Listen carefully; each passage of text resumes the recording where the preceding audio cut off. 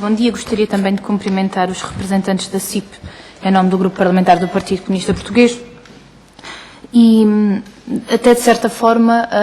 cumprimentar a clareza com que abordam as questões da igualdade, porque é verdade que existe um grande consenso sobre as matérias da igualdade na lei, outra verdade é que não existe um consenso sobre as matérias da igualdade na vida das mulheres. E, portanto, a igualdade na lei está muito bem, se essa igualdade tem custos, os consensos começam a tremer. E, de facto, entendemos também, e o PCP tem várias vezes alertado para isto, que a forma como a igualdade se traduz na vida concreta das mulheres, designadamente das mulheres que trabalham, existe um fosso entre o que é a igualdade na lei e o que é a igualdade na vida. E se existe de facto um consenso mais ou menos assumido relativamente às cotas e ao papel das cotas, quando falamos sobre a realidade da esmagadora maioria das mulheres, que é a questão dos baixos salários, da precariedade, da violação dos direitos de maternidade e paternidade, do alargamento do horário de trabalho, da impossibilidade de acompanhamento da educação dos filhos, da articulação da vida familiar e da vida profissional. Aí o consenso, de facto, não existe de todo, porque até a própria abordagem das cotas e até a própria abordagem que a Comissão Europeia faz é uma questão de classe relativamente à forma como o mundo se organiza e designadamente até o mundo do trabalho. E por isso é que, de certa forma, permitam-me também a franqueza, ficámos mais ou menos surpreendidos quando a Secretária de Estado da Igualdade colocou que a posição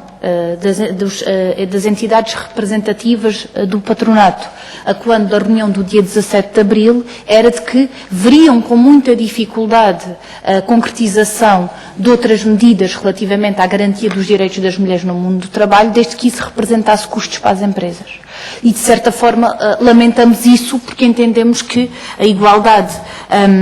é uma matéria de direitos fundamentais, é uma condição fundamental para a concretização do progresso e da justiça social e é até um próprio elemento do próprio regime democrático. Portanto, entendemos que a perspectiva de reforço destes direitos deve ser sempre colocada em cima da mesa como o caminho a seguir numa sociedade que se quer mais desenvolvida e, por isso, também mais democrática. E por isso gostaria também aqui de colocar algumas preocupações que temos, que provavelmente conhecem, por isso também não vou amassar-vos muito com o aprofundamento destes temas, mas que se prendem com a questão das discriminações salariais, que persistem, que é coisa diferente das disparidades salariais, que também persistem e se tendem a agudizar, também relativamente ao incumprimento do acordo da concertação social relativo ao aumento do salário mínimo nacional, quando são as mulheres as que oferem em maior número o salário mínimo nacional e, portanto, oferem um salário que as atira para baixo do limiar da pobreza e o que isto significa de indignidade nas suas vidas e nas vidas das suas famílias e também da questão dos horários e da articulação entre a vida profissional e a vida familiar.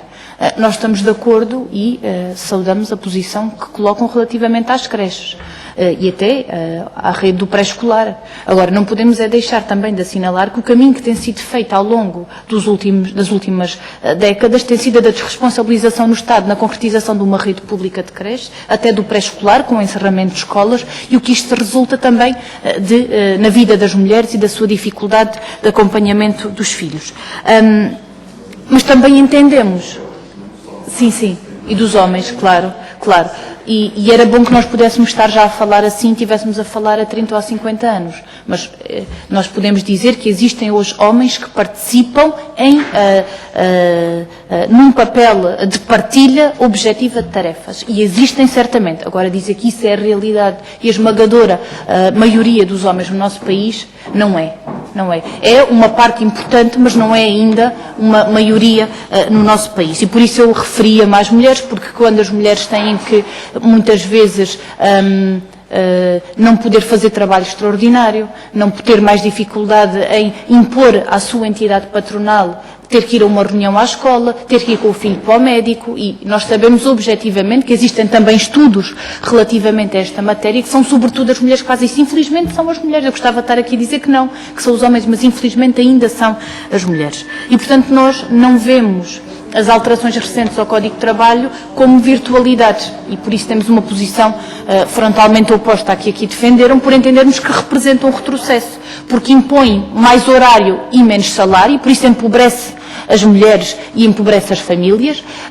porque obriga à realização de trabalho extraordinário e trabalho em tempo de descanso sem ser pago como tal e, portanto, temos reservas profundas sobre o impacto que isto vai ter. Também relativamente às questões